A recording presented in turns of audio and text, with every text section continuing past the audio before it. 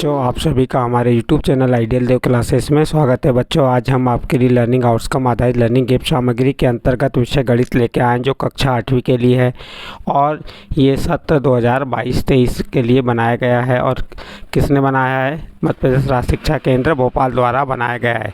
चलिए देखते हैं कक्षा 8वीं विषय गणित, जिसकी वर्कशीट हम कौन सी देखेंगे? 49। देखिए 49 वर्कशीट में क्या दिया? समानांतर रेखा खींचना। क्या बताया इसमें? समानांतर रेखा खींचना। देखें और समझें। उदाहरण दिया है, स्केल एवं प्रकार की सहायता से रेखा के बाहर स्थित बिंदु से रेखा के समानांतर एक रेखा खींचना है। हम यहाँ पे समानांतर रेखा कैसे बनती है उसके बारे में सीखेंगे। चलिए चरण नंबर 1 में देखते हैं। चरण 1 में क्या कहा है? एक रेखा L और उसके बाहर स्थित कोई बिंदु A लीजिए। एक रेखा ले लेते हैं हम। ये रेखा ले लिए। रेखा की पहचान दोनों साइड तीर के निशान रहेंगे। ये रेखा L ले लिए और क्या कहा? बाहर स्थित कोई बिंदु A लीजिए। तो यहाँ पे ये A बिंदु ले लिए, ठीक है। अब चरण 2 में क्या कह रहा है वो? रेखा L पर कोई बिंदु B लीजिए। अब इस रेखा L जो है, ये रेखा L है, देखिए दिख रही है, इस पर कोई बिंदु B लीजिए तथा A को B से मिला दीजिए। जो हमने पहले A बिंदु लिए थे प्रथम चरण में, उस A बिंदु से B बिंदु को मिला दिए। ये मिला दिए हमने। फिर चरण 3 में क्या कह रहा देखते हैं। बिंदु B को केंद्र मानकर, अब इस जो बिंदु B है इसको केंद्र मानकर एक चाप खींचिए। आप क्या करेंगे? प्रकार की सहायता से एक हल्का सा प्रकार फैलाएंगे और एक किससे? बिंदु B से एक इस प्रकार से चाप काटेंगे। जो L को, ये L रेखा को C पर, जो L को C पर और BA, ये BA को D पर काटता है। देखिए यहाँ पे D पे और ये C पे काटा, तो इस प्रकार से एक चाप काट दिए। फिर तीसरा चरण में क्या करेंगे? देखिए आप, बिंदु A को केंद्र मानकर, अब बिंदु A है ये, इसको केंद्र मानकर चरण 3 के समान त्रिज्या लेकर, फिर यहाँ पे ये लेंगे और एक त्रिज्या ले लेंगे। त्रिज्या लेकर जैसे चरण 3 में लिए थे हमने, एक चाप काटा जो AB को कहाँ पे? G पे काटता है। कहाँ काटता है? G पे, G पर काटता हुआ ये हो गया। देखिए यहाँ पे A पे लिए और एक चाप इस प्रकार से काटे, ये G, और इसको F और E नाम दे दिए। फिर आगे चलते हैं। इसका चरण कौन सा आएगा? चरण 5 में देखिए, प्रकार की नुकीले सिरे को C पर रखकर, अब प्रकार की जो नुकीला सिरा है उसको C पर रखकर पेंसिल की नोक को, देखिए यहाँ पे C रखिए और पेंसिल की नोक को कहाँ तक? D पर रखें। फिर इतना प्रकार को फैलाएं कि वो कहाँ तक जाए? बिंदु D तक। इस प्रकार से बिंदु D तक फैला दिया आपने। फिर चरण 6, G को केंद्र मानकर चरण 5 के समान प्रकार खुला रखते हुए एक चाप खींचा, जो चाप EF को H पर काटता है। क्या कह रहा है? G को केंद्र मानकर, अब G कहाँ है हमारा? ये G को केंद्र मानकर चरण 5 के समान प्रकार खुला रखते हुए एक चाप खींचे। ये G को हमने केंद्र मान लिए और एक चाप खींचा, जो चाप EF, ये हमारी ये जो अगला पहला चाप था EF, उस पे कहाँ पे क्रॉस कर रहा है? कहाँ पे काट रहा है? H पे। ये H पर काटता है। अब इसके बाद देखिए चरण 7 में क्या कहा है? अब AH को मिलाकर रेखा M खींचिए। अब ये A और H को मिलाते हुए एक रेखा क्या खींच लेंगे? ये वाली M खींचेंगे। तो ये M रेखा खींची, जो रेखा L के कैसे? समानांतर है। कैसी होगी? समानांतर होगी। इस प्रकार से आपका कोण ABC, कोण ABC बराबर होगा BAH। BAH ये कौन से कोण हो गए? एकांतर कोण है, इसलिए रेखा M रेखा L के समानांतर है, अतः M समानांतर L, यानी कि ये रेखा L समानांतर किसके हो गई? M के।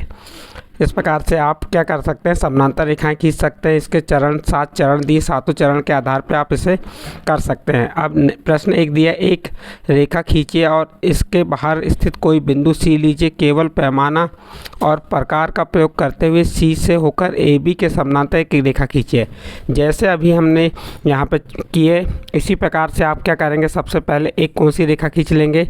AB खींच लेंगे। फिर उसके बाहर एक बिंदु C ले लेंगे और जैसे हमने पहले चरण जिस प्रकार से पूरे चरणों किए, वैसे आप यहाँ पे एक समानांतर रेखा AB के समानांतर रेखा खींच सकते हैं।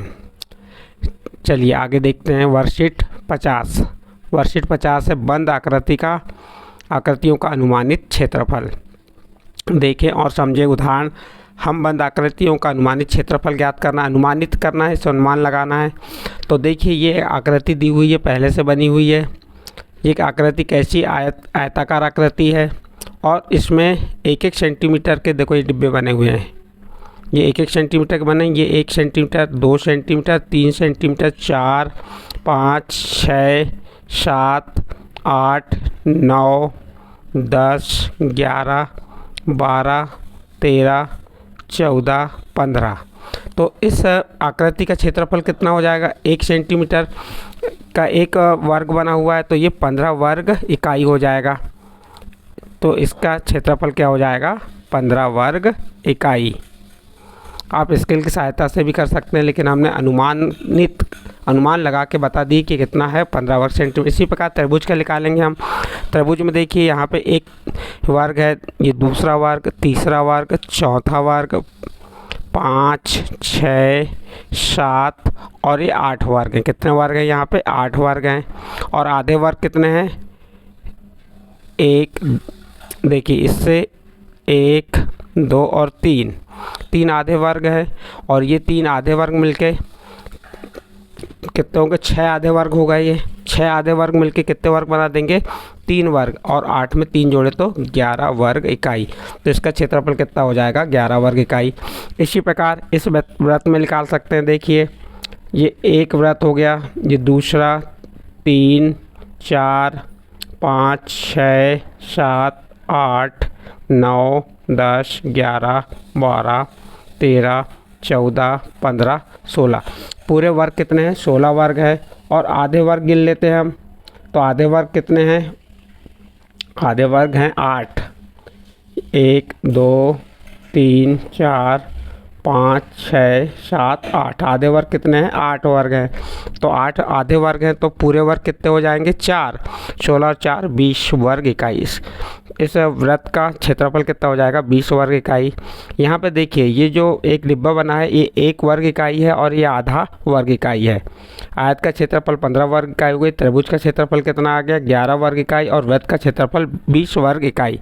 इस प्रकार से हम अनुमानित क्षेत्रफल निकाल सकते हैं। चलिए क्या दिया है? नीचे बनी बंद आकृति का अनुमानित क्षेत्रफल निकालिए। तो आप इसमें आप निकाल सकते हैं। हम एक आकृति का निकाल के बता रहे हैं। देखिए यहाँ पे 1, 2, 3, 4, 5, 6, 7, 8, 9, 10, 11, 12, 13, 14, 15, 16।